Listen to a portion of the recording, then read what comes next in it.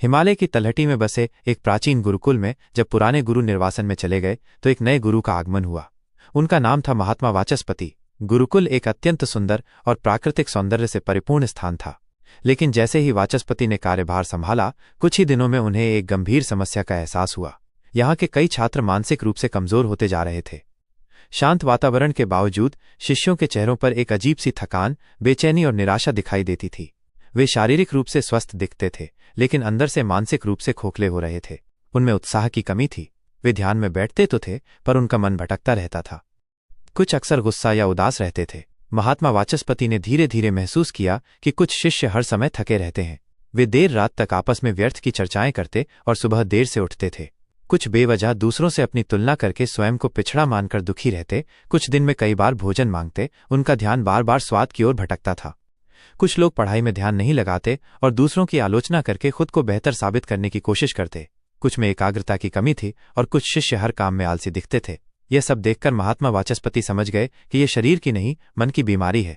ये आत्मानुशासन की कमी से पैदा हुई मानसिक कमजोरी है जो धीरे धीरे इन बच्चों की आत्मा को नष्ट कर रही है। फिर एक शाम उन्होंने सभी शिष्यों से कहा कि कल सुबह हम सब एक विशेष यात्रा पर चलेंगे। मेरी बस आपसे यही अपेक्षा है कि आप पूर्ण मौन में रहेंगे और मैं जो कहूं वही करेंगे। शिष्यों को कुछ समझ नहीं आया, लेकिन यह गुरु का आदेश था। अगले दिन सूर्योदय से पहले सभी शिष्य गुरु के साथ जंगल के भीतर गए। करीब 1 कोस चलने के बाद वे एक पुराने सूखे कुएं के पास पहुंचे।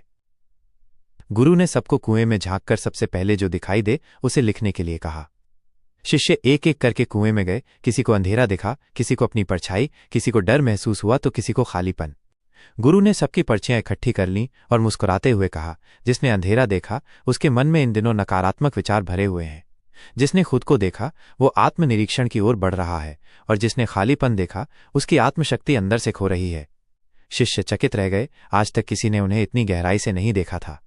गुरु ने शिष्यों को पास के एक पेड़ के नीचे बैठाया और एक गहरी आवाज में बोले, आप लोगों को एहसास भी नहीं हुआ और धीरे धीरे आप मानसिक रूप से कमजोर होते जा रहे हैं।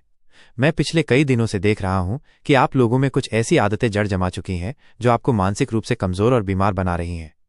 यह सुनकर एक शिष्य, जिसका नाम अर्जुन था, खड़ा हुआ और आचार्य वाचस्पति से कहा, गुरुदेव, क्या आप हमें उन आदतों के बारे में विस्तार से बता सकते हैं जो किसी भी व्यक्ति को मानसिक रूप से कमजोर और बीमार बनाती हैं? गुरु मुस्कुराए और अर्जुन को बैठने का इशारा किया। फिर एक शांत आवाज में बोले, आज मैं आपको उन 11 आदतों के बारे में बताने जा रहा हूं जो किसी भी व्यक्ति को मानसिक रूप से कमजोर और बीमार बनाती हैं, साथ ही उसकी तीक्ष्ण बुद्धि और आत्मविश्वास को भी नष्ट कर देती हैं। आचार्य वाचस्पति ने कहना शुरू किया। 1. बहाने बनाने की आदत। सबसे पहली आदत है बहाने बनाना। बहाने बनाना बंद करो। यदि आप किसी महत्वपूर्ण काम के लिए बहुत अधिक बहाने बनाते हैं, जैसे कभी मौसम का बहाना, कभी रात में देर से सोए तो मन नहीं करता, कभी कोई अच्छा अवसर आता है, तो उसके लिए भी आपको हर बात में बहाने बनाने में विशेषज्ञता प्राप्त है। देखिए, जो व्यक्ति बहुत ज्यादा बहाने बनाता है वो वास्तव में किसी और को धोखा नहीं दे रहा होता, बल्कि वो अपने ही मन को नकारात्मक तरीके से तैयार कर रहा होता है, जिसके कारण धीरे धीरे उसका मन बहाने का आदी हो जाता है। क्योंकि मन के साथ ये होता है कि आप जो कुछ भी दोहराते हैं वो आदत बन जाती है। आपका अवचेतन मन ये नहीं जानता कि आप इसे बेवजह कह रहे हैं। आपके अवचेतन मन के लिए आप जो कुछ भी कह रहे हैं वो सच है। शुरुआत में आप छोटे छोटे लाभ लेने के लिए यूं ही बहाने बनाते हैं, लेकिन फिर धीरे धीरे आपका मन इसका आदी हो जाता है और फिर आप जीवन में पीछे चले जाते हैं। और उसके लिए भी आपके पास एक बहाना होता है कि आपको सही समय पर किसी ने नहीं समझाया। फिर आपकी दोषारोपण की प्रक्रिया शुरू हो जाती है। आप अपनी पिछड़ी स्थिति के लिए अपने माता पिता, समय, परिस्थितियों, शिक्षा, पैसे और दोस्तों को दोषी ठहराने लगते हैं, और ये सब आपके तनाव को बढ़ाता है और आप चिंता और हीन भावना के चक्र में फंस जाते हैं। इसलिए बहाने बनाना बहुत गलत है। यदि आप जीवन के किसी भी क्षेत्र में किसी भी चीज के लिए बहाने बनाते हैं तो तुरंत सावधान हो जाएं और तुरंत बहाने बनाना बंद कर दें, क्योंकि ये आपके जीवन में विनाश लाता है। 2. गपशप करने की आदत। दूसरी आदत है गपशप करना। यदि आपको बेवजह गपशप करने की आदत है तो आप कितना कीमती समय और ऊर्जा बर्बाद कर रहे हैं। आप क्या बेकार की बकवास कर रहे हैं और आप अपने दिमाग को क्या कचरा खिला रहे हैं। आप अपने दिमाग में जो भी कचरा भरते हैं वो उसे अपने भोजन की तरह खा लेता है, और ये आपके दिमाग के स्वास्थ्य को पूरी तरह से बर्बाद कर देगा। ईर्ष्या, दूसरों के बारे में बुरी बातें, तुलना, खराब आत्मछवि, घृणा, ये आपके अंदर इतनी सारी चीजें भर देगा जो धीरे धीरे आपके शब्दों और भावों के माध्यम से दुनिया को दिखने लगेंगी। आप अचानक बेवजह बुरा महसूस करने लगेंगे और तनाव और गुस्से से भर जाएंगे। अनावश्यक गपशप, दूसरों के बारे में बुरी बातें करना और दूसरों में दोष निकालना न केवल आपका समय बर्बाद करता है, बल्कि आपके मन को इतना कमजोर कर देता है कि आप कुछ भी अच्छा करने की क्षमता में नहीं रह जाते। इसलिए यदि आपको गपशप करने की आदत है, कभी राजनीति के बारे में, कभी किसी व्यक्ति के बारे में, तो आज से ही इस आदत को छोड़ दें, क्योंकि ये आपके मन को बर्बाद कर रही है। याद रखें, यदि आप अपने मन को कचरा खिलाते हैं तो वो केवल कचरा ही वापस देगा। 3. स्वयं पर संदेह करना। इसी तरह तीसरी आदत है स्वयं पर संदेह करना। जो व्यक्ति बार बार खुद पर संदेह करता रहता है, उसका मन इसका आदी हो जाता है। किसी भी काम को शुरू करने से पहले उसका मन उसे सबसे बुरे परिणामों की तस्वीर दिखाता है। यह उसे एक स्पष्टीकरण देता है कि वो काम क्यों नहीं कर पाएगा, वो भी लगातार, क्योंकि आपको खुद पर संदेह करने की आदत हो गई है। यह आपके आत्मविश्वास को बिल्कुल शून्य कर देगा, क्योंकि या तो संदेह रह सकता है या आत्मविश्वास रह सकता है। और जब मन हर बात पर नकारात्मक सुझाव देता है तो वे इतने सच लगने लगते हैं कि काम की शुरुआत से ही ऐसा लगता है कि इसमें कुछ न कुछ गलत हो जाएगा, जिसका मतलब है कि संदेह करके आप खुद को पूरी तरह से बर्बाद कर देंगे। इसीलिए खुद पर विश्वास करके छोटे छोटे कदम उठाएं। उन कदमों को उठाने के बाद जो परिणाम आएंगे वे आप में आत्मविश्वास पैदा करेंगे। 4. हानिकारक आदतें। चौथी आदत है हानिकारक आदतें। इसका मतलब है ऐसी आदतें जो आपके संपूर्ण मानसिक और भावनात्मक स्वास्थ्य के साथ साथ आपके रिश्तों को भी नुकसान पहुंचाती हैं, जैसे शारीरिक लत, धूम्रपान या खराब जीवन शैली। मानसिक रूप से बार बार चिंता करना, खुद को कम आंकना या नकारात्मक सोचना। भावनात्मक रूप से गुस्सा करना, दूसरों से ईर्ष्या करना या दूसरों को या हर चीज को नियंत्रित करने की कोशिश करना। रिश्तों में झूठ बोलना, धोखा देना या लोगों का अपमान करना। यदि इन आदतों को समय पर नहीं बदला गया तो ये एक व्यक्ति को अंदर से अकेला और खोखला बना देती हैं, इसलिए उन्हें पहचानना और उनसे खुद को मुक्त करना महत्वपूर्ण है। 5. असफलता का डर। इसी तरह अगली आदत है असफलता का डर। यदि आपके अंदर असफलता का डर है तो ये आपको कोई भी नया कदम उठाने से रोक देगा।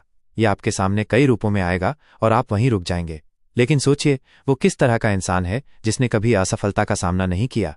हर असफलता एक सबक है, एक अनुभव है। तो असफलता से डरने के बजाय खुद से कहें कि या तो मैं जीतूंगा या मैं सीखूंगा। जब आप सीखने के लिए तैयार होते हैं तो डर अपने आप गायब हो जाता है। बस एक कदम उठाएं और देखें कि कैसे आपका डर ताकत में बदल जाता है। 6. टाल मटोल करना। छठी आदत जिसे आपको तोड़ना है वह है टाल मटोल करने की आदत। आप महत्वपूर्ण कार्यों को टालते रहते हैं और हर किसी के पास टाल मटोल करने के अपने अपने कारण होते हैं। कुछ लोगों के लिए पहली प्राथमिकता कुछ और होती है, इसलिए वे इसे टाल रहे हैं। कुछ का मन नहीं करता, इसलिए वे इसे टाल रहे हैं। कुछ लोग सोचते हैं कि क्या ये काम मेरे लिए उपयुक्त है, मुझे इसे दूसरों को दे देना चाहिए, इसलिए वे इसे टाल रहे हैं।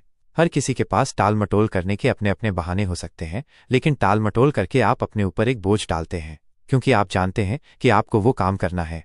यदि आप इसे अभी नहीं करते हैं तो आप इसे कल करेंगे, आप इसे 10 दिन बाद करेंगे, आप इसके बारे में 1 महीने तक बात करेंगे, लेकिन फिर आप इसे जल्दबाजी में और दबाव में तनाव से भरे होकर करेंगे।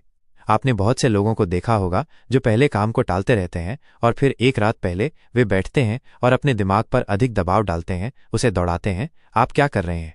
आप अपने दिमाग में एक बुरी आदत विकसित कर रहे हैं। यदि हर बार आप एक छोटे से काम को भी कल के लिए टाल रहे हैं तो आपका दिमाग एक बुरी आदत विकसित कर रहा है। इसलिए काम को टालने के बजाय उसे उसी समय करने की आदत विकसित करें, क्योंकि इन सभी आदतों से आपका दिमाग धीरे धीरे बीमार हो रहा है। 7. नकारात्मक आत्मचर्चा। 7वीं बुरी आदत नकारात्मक आत्मचर्चा एक बुरी आदत है। जब आप खुद से नकारात्मक बातें करते हैं, जैसे मैं कुछ नहीं कर सकता, मैं ये नहीं कर पाऊंगा, मैं कमजोर हूं, तब आप अपने सबसे बड़े दुश्मन बन जाते हैं। ये चीजें आपके मन को अंदर से खोखला कर देती हैं। आप दिन भर खुद से जो कहते हैं वो आपके विचारों और शरीर को आकार देता है। यदि आप खुद को नीचा दिखाते रहेंगे तो आपका मन भी वैसा ही होने लगेगा, कमजोर, डरपोक और नीचा। आज से ही खुद से सकारात्मक और सशक्त बातें कहना शुरू करें। धीरे धीरे आप देखेंगे कि आपका मन शांत हो रहा है, आपका आत्मविश्वास बढ़ रहा है और आपका शरीर पहले से अधिक ऊर्जावान महसूस कर रहा है। 8. हानिकारक रिश्ते। इसी तरह अगली बात है हानिकारक या समस्याग्रस्त रिश्ते। हानिकारक रिश्ते का मतलब है एक ऐसा रिश्ता जिसमें भावनात्मक, मानसिक या शारीरिक नुकसान हो रहा हो। ये रिश्ता एक तरफा भी हो सकता है, जहां केवल एक साथी दूसरे को नुकसान पहुंचा रहा हो, या ये दोनों तरफ से हो सकता है। इस तरह के रिश्ते में लगातार नकारात्मकता, आलोचना और अपमान होता है। एक दूसरे पर हावी होने और उसे नियंत्रित करने की कोशिश करता है। इसमें धोखा, विश्वासघात, झूठ और छल होता है। एक दूसरे को दोस्तों और परिवार से अलग करने की कोशिश करता है। शारीरिक या भावनात्मक हिंसा हो सकती है। ऐसा रिश्ता किसी के साथ भी हो सकता है, माइनस पति पत्नी, दोस्त, रिश्तेदार, पड़ोसी, सहकर्मी। ऐसे रिश्तों से तुरंत खुद को दूर कर लें, क्योंकि ऐसे रिश्ते बहुत ज़्यादा मानसिक अशांति पैदा करते हैं और आपको बहुत मानसिक रूप से बीमार बना देते हैं। समझने और सुधारने की पूरी कोशिश करें, लेकिन जब आप सुनिश्चित हो जाएं कि दूसरे व्यक्ति को आपकी परवाह नहीं है तो उसे छोड़ दें। अपनी मानसिक शांति का विशेष ध्यान रखें। एक ऐसे रिश्ते को छोड़ देना बेहतर है जो आपको हर दिन तनाव दे रहा है, आपका अपमान कर रहा है और आपके आत्मसम्मान को चोट पहुंचा रहा है। आपकी मानसिक स्वास्थ्य अभी ठीक रह सकता है। 9.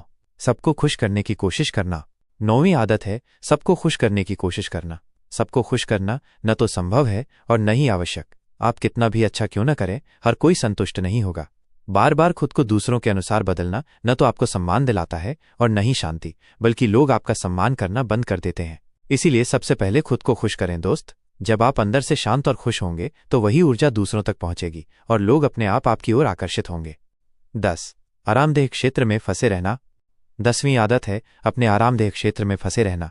आराम में रहना गलत नहीं है यदि वो वातावरण आपको प्रगति करने में मदद कर रहा है, लेकिन जब आरामदेह क्षेत्र केवल आलस्य, देरी और बहानों से भरा हो तो वही क्षेत्र आपके मानसिक पतन का कारण बन जाता है। यदि आप जानते हैं कि आप कुछ बेहतर कर सकते हैं, लेकिन फिर भी आप इस विचार से बाहर नहीं आ पा रहे हैं कि चीजें जैसी हैं वैसी ही ठीक है, तो समझ जाएं कि आप अपनी सीमाओं में फंस गए हैं। ये मानसिक तनाव धीरे धीरे आपका आत्मविश्वास, ऊर्जा और मानसिक स्वास्थ्य छीन लेता है। इसीलिए अपनी सोच बदलें और अपनी क्षमताओं को बढ़ाएं और इस आदत को अलविदा कहें। 11. हाँ कहना जब आप ना कहना चाहते हो। 11वीं आदत है हाँ कहना जब आप ना कहना चाहते हो। यदि आप ना कहना नहीं जानते हैं तो आप अपना बहुत सारा समय, ऊर्जा और मानसिक शांति बर्बाद कर रहे हैं। जहां आप जानते हैं कि आपको यहां ना कहना है लेकिन आप हाँ भी कह रहे हैं तो क्या होगा, आप अंदर से दुखी महसूस करेंगे। जबरदस्ती हाँ कहने में कौन खुश होता है? कोई नहीं। आपके पास समय नहीं है, आपका अपना महत्वपूर्ण काम अधूरा है, लेकिन एक दोस्त या रिश्तेदार आपसे कुछ अनइम्पॉर्टेंट काम करने के लिए कहता है और आप झिझक के कारण या उसकी नज़रों में अच्छा दिखने के लिए अपनी इच्छाओं को दबाते हैं और हाँ कह देते हैं। इस तरह बार बार खुद को दबाना, छोटी छोटी बातों के लिए भी अपनी प्राथमिकताओं को दूसरों के नीचे रखना आपको अंदर से खोखला कर देगा। तो हर समय खुद को मत दबाएं। जो लोग इस तरह अपनी भावनाओं को दबाते हैं वे दूसरों के बारे में बहुत ज्यादा सोचते हैं, समाज, दोस्तों, रिश्तेदारों और परिवार की आलोचनाओं से डरते हैं और उनके अनुसार कार्य करते हैं। दूसरों के कहने की बहुत ज्यादा परवाह करते हैं। ऐसे लोग खुद को बहुत दबाते हैं और फिर एक दिन वे फट पड़ते हैं, क्योंकि एक व्यक्ति जितना अपनी भावनाओं को दबाता है वे उतना ही बाहर आने की कोशिश करती हैं। इसलिए आपको अपनी इच्छाओं को दबाकर हाँ कहने की आदत को छोड़ना होगा। गुरु वाचस्पति ने अंत में कहा कि यदि आप इन 11 आदतों को छोड़ देते हैं तो आपका दिमाग फिर से प्रतिभाशाली बन जाएगा, एकाग्रता स्थिर हो जाएगी, बुद्धि तीक्ष्ण हो जाएगी और आत्मविश्वास फिर से मजबूत हो जाएगा। गुरुकुल के शिष्य नींद से जाग गए। उन सभी ने अपनी गलती को महसूस किया। उन्होंने गुरु के सामने इन आदतों को छोड़ने का संकल्प लिया और गुरु को धन्यवाद देकर गुरुकुल की ओर उनके पीछे पीछे चलने लगे। दोस्तों, अगर आपको ये कहानी पसंद आई तो निश्चित रूप से इस वीडियो को उस व्यक्ति के साथ साझा करें जो इन आदतों के कारण अपने जीवन में समस्याओं का सामना कर रहा है। धन्यवाद।